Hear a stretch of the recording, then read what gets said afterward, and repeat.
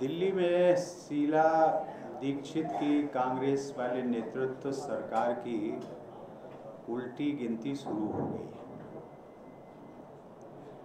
पहले Commonwealth games में हुए महाभ्रष्टाचार पर सुंगलू कमेटी की रिपोर्ट आई थी, जिसने कि शीला दीक्षित को कटघरे में खड़ा किया था।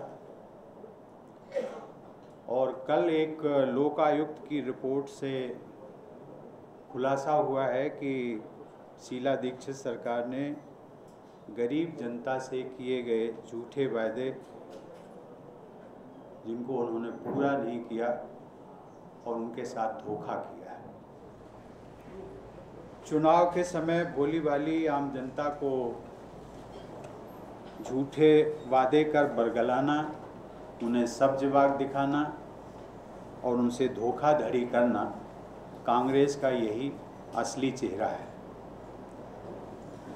जिस घटना का मैं उल्लेख कर रहा था वो राजीव रत्न आवास एक योजना शीला दीक्षित जी ने घोषणा की थी वर्ष 2008 में, जब विधानसभा के चुनाव नज़दीक थे।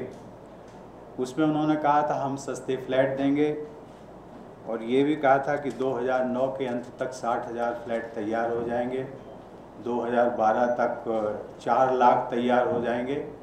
लेकिन ग्राउंड रियलिटी जो लोकायुक्त की रिपोर्ट आई है उसके मुताबिक एक भी फ्लैट नहीं बना। इसके पहले भी लोकायुक्त ने एक अपनी रिपोर्ट सौंपी थी, जिसमें कि वर्तमान पीडब्ल्यूडी मंत्री राजकुमार चौहान के इस्तीफे की बात कही गई थी और दुर्भाग्य से उस रिपोर्ट को गृह मंत्रालय की संस्तुति पर उसको राष्ट्रपति जी ने रिजेक्ट कर दिया। सुंगलू कमेटी का गठन प्रधानमंत्री जी द्वारा हुआ था और लोगों को बड़ी उम्मीद थी कि प्रधानमंत्री जी स्वयं भ्रष्टाचार से लड़ने के लिए कितने लालायत हैं और इसलिए वो जो रिपोर्ट आएगी उसको गंभीरता से लिया जाएगा। लेकिन दुख की बात ये है कि उसने सुंगलू कमेटी ने शीला गवर्नमेंट को कटघरे में खड़ा किया, लेकिन उसके बावजूद फिर भी उस रिपोर्ट पर कोई कार्रवाई नहीं हुई। इससे ऐसा लगता है कि भ्रष्टाचार के मुद्दे पर दिल्ली सरकार और कांग्रेस की जो यूपीए सरकार है उसमें एक मिली भगत, यदि हम कहें तो ये अतिशयोक्ति नहीं होगी।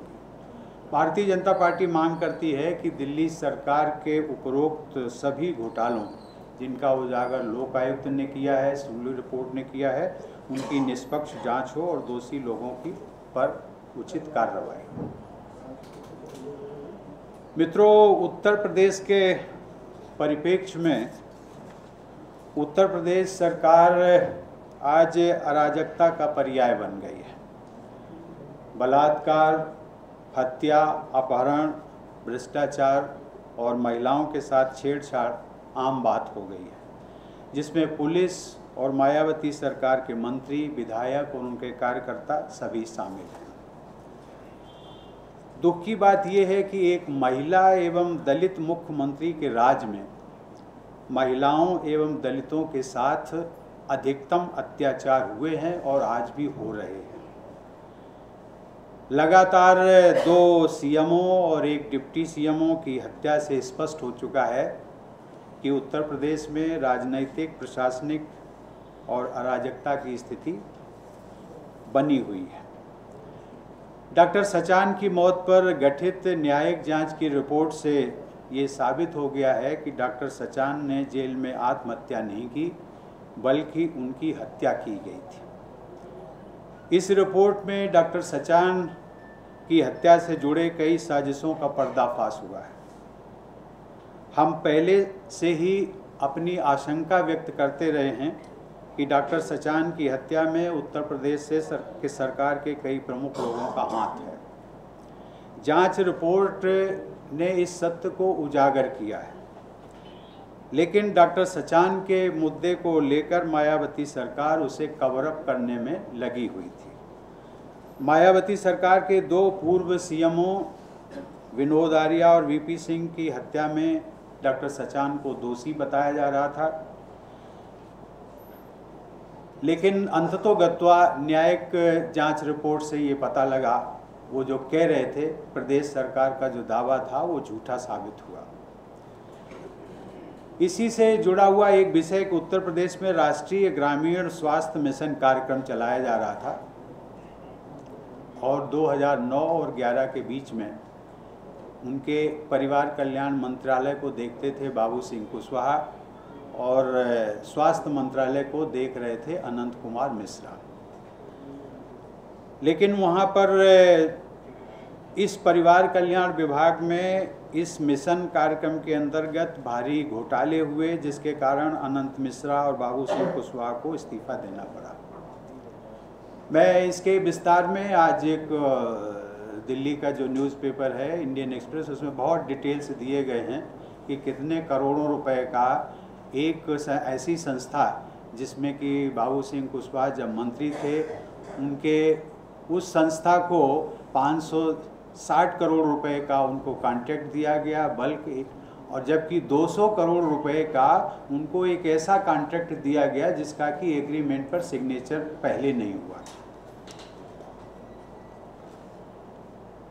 ये भ्रष्टाचार की उत्तर प्रदेश की एक बहुत बड़ी लंबी श्रृंखला है और इस संबंध में आपको पहले से जानकारी है कि उत्तर प्रदेश के नेतृत्व का एक शिष्टमंडल राष्ट्रपति जी से मिला था और उस ज्ञापन में हमने जो उजागर किए थे घोटाले 2,54,000 के, उसकी हमने जांच कराने और दोषियों के खिलाफ कड़ी कार्रवाई की मांग की थी।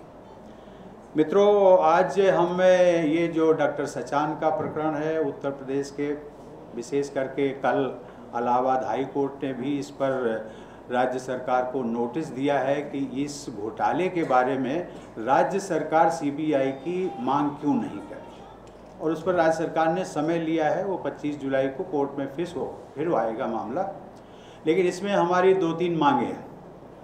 एक प्रमुख मांग है कि डॉक्टर सचान हत्याकांड की न्यायिक जांच रिपोर्ट को सार्वजनिक किया जाए और दोषियों के खिलाफ कड़ी कार्रवाई की जाए। दूसरा कि जो दोनों पूर्व सीएमओ हैं वीपी सिंह और विनोद आर्या, उनकी हत्या की भी जांच सीबीआई द्वारा कराई जाए, जिस तरह से डॉक्टर सचान की हत्या की जांच सीबीआई द्वारा कराई जाती है। इसको कोर्ट के आदेश के अनुसार हुआ है।